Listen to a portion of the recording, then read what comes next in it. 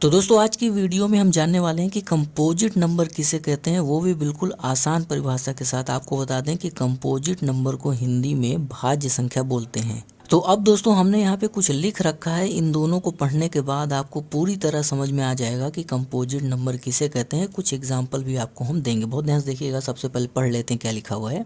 देखिए इसमें क्या लिखा है कि कंपोजिट नंबर यानी कि a composite number is a number, यानी कि एक कंपोजिट नंबर ऐसा नंबर है दैट है जो रखता है मोर देन 2 फैक्टर, यानी कि कंपोजिट नंबर ऐसा नंबर है जिसके पास 2 से ज़्यादा फैक्टर है। मोर देन 2 फैक्टर मतलब 2 से ज़्यादा फैक्टर है। अब दोस्तों इस डेफिनीशन में देखो फैक्टर आ गया, तो सबसे पहले हम ये समझ लेंगे कि फैक्टर क्या होता है, उसके बाद फिर आपको ये पूरी तरह समझ में आ जाएगा। लेकिन उससे पहले नीचे वाला भी पढ़ लेते हैं। Composite number are natural number, यानी कि कह रहा है कि जो कंपोजिट नंबर है वो नेचुरल नंबर होते हैं। लेकिन देखो आगे कुछ कंडीशन लिखा हुआ है कि ग्रेटर देन 1, यानी कि वो कहना चाहता है कि जो कंपोजिट नंबर है वो 1 से बड़ा नेचुरल नंबर होता है। अब दोस्तों इन सब को हम आपको थोड़ा सा समझाते हैं, उसके बाद आपको समझ में आएगा। लेकिन दोस्तों देखिए सबसे पहले यहाँ पे आया फैक्टर, तो सबसे पहले आपको समझाते हैं कि फैक्टर क्या है। फैक्टर वो होता है, जैसे मान लीजिए कि एक नंबर हमने लिया 4, बहुत ध्यान से देखिएगा। ये जो 4 है ये जिस जिस नंबर से कटेगा वही इसका फैक्टर हो जाएगा। जैसे ये 4 किससे कट रहा है, ये 1 से कट रहा है। यही 4 आपका 2 से भी कट जा रहा है, और यही 4 आपका 4 से भी कट जा रहा है। तो ये जो 1 है, 2 है, 4 है, ये तीनों संख्याएं इस 4 की फैक्टर हैं। तो दोस्तों यहाँ से हम लिख सकते हैं कि फैक्टर ऑफ 4 आर, यानी 4 के जो फैक्टर हैं वो हैं 1, 2, 4। इसी तरह एक और एग्जांपल ले लेते हैं। जैसे मान लीजिए कि हमने यहाँ पे ले लिया 5, तो बताओ कि ये 5 किस किस नंबर से कट रहा है। तो आप कहोगे सर ये 1 से कट रहा है और 5 से कट रहा है, यानी कि 5 के 2 फैक्टर हैं, 1 और 5। यहाँ पे देखो 4 के 3 फैक्टर निकल के आए, लेकिन 5 के केवल 2 ही फैक्टर हैं। हाँ, यहाँ पे जिस नंबर से आप डिवाइड करके चेक करोगे वो डेसिमल में नहीं होना चाहिए नंबर। तो यहाँ से हमने पता किया कि जो 5 है उसके 2 फैक्टर हैं और जो 4 है उसके 3 फैक्टर है। इसीलिए हम क्या करेंगे अब यहाँ पे कि हम थोड़ा सा यहाँ पे शुरू के कुछ नंबर्स का फैक्टर आपके सामने निकाल के रख लेते हैं, ताकि आपको समझाने में भी आसानी हो। जैसे मान लीजिए ये 1 नंबर है, बताओ इसके कितने फैक्टर हैं। तो आप कहोगे सर ये तो 1 ही से कटेगा, इसके अलावा और किसी से कटेगा ही नहीं। फिर आता है 2, बताओ इसके कितने फैक्टर है। तो ये 1 से कटेगा और 2 से कटेगा, यानी इसके टोटल 2 फैक्टर हैं। फिर आता है 3, बताओ किससे कटेगा। तो ये 1 से कटेगा और 3 से कटेगा, इन टोटल इसके हो गए 2 फैक्टर। उसी तरह 4 हमने तो निकाल के भी दिखाया हुआ है कि इसके टोटल 3 फैक्टर हैं। उसके बाद 5 के आ जाओ तो 5 के केवल 2 ही फैक्टर हैं। और 6 के आ जाओ तो 6 किससे कटेगा, 1 से कटेगा, 2 से कटेगा, 3 से कटेगा और 6 से कटेगा, यानी कि 6 के टोटल 4 फैक्टर हो गए। उसी तरह अगर हम आगे बढ़ें 7, तो 7 के केवल 2 ही फैक्टर है, यानी कि 2 ही नंबर्स कटेगा।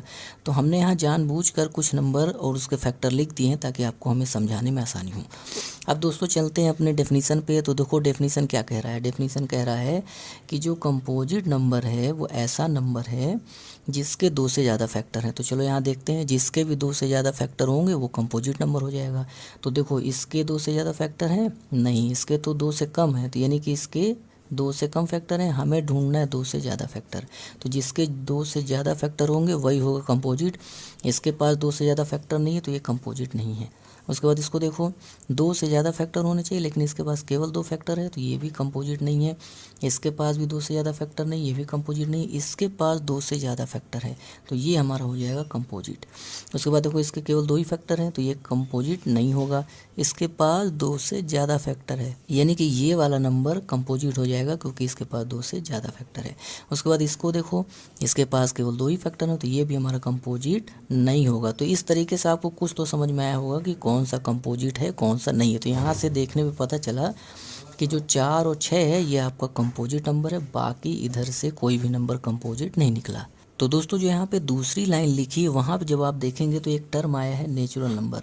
तो ये चीज़ आपको पहले से पता है और बहुत सारे लोगों को आता भी है कि जो नेचुरल नंबर होता है वो कहाँ शुरू होता है, 1 से शुरू होता है और कहाँ तक जाता है, इनफाइनाइट तक चला जाता है। तो ये तो आपको पता ही होगा कि नेचुरल नंबर 1, 2, 3, 4 ऐसे करके इनफाइनाइट तक जो नंबर वो नेचुरल नंबर होते हैं।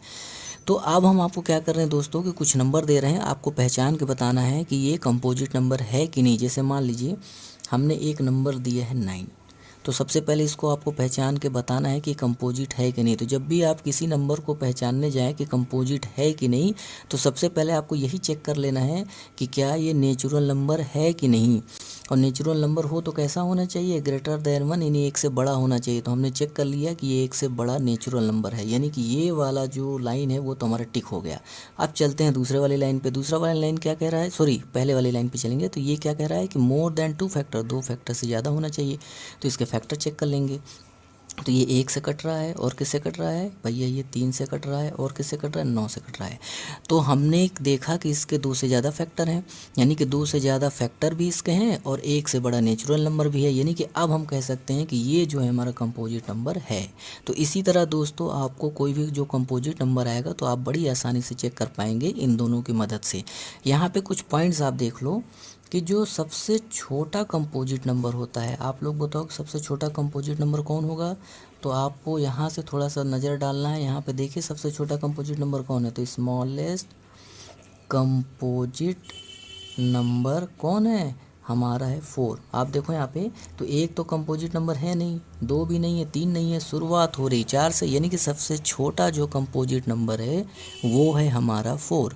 तो दोस्तों इस तरीके से आपने समझा कि कंपोजिट नंबर किसे कहते हैं और बड़ी ही आसानी से आप पहचान लेंगे। आज के लिए इतना ही, धन्यवाद।